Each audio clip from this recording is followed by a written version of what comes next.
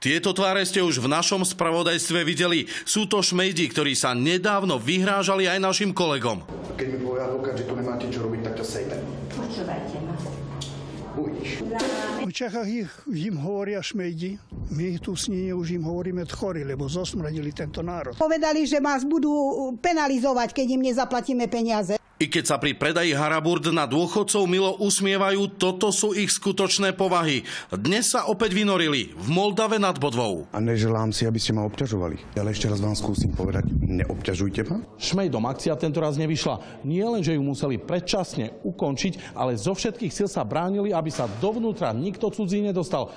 Dokonca nevyhoveli ani policajtom. Nemôžeme stále dovnútra. Nebolo by to lepšie. Chodbu, ktorá viedla do miestnosti s dôchodcami, bránili vlastnými telami.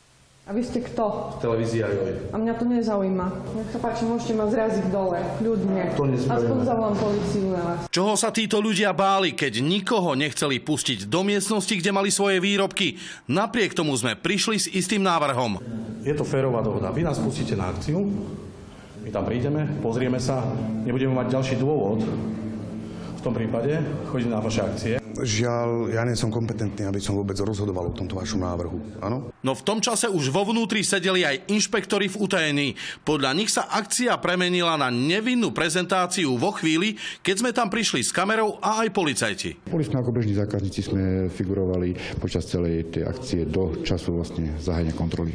Policajtov na nás zavolali aj šmejdi pre údajné obťažovanie. Dotyčnému pánu sme pripomenuli útok na našich kolegov. Akoby zázrakom na to zabudol. Vyhrážali ste ma, že ho sejmete.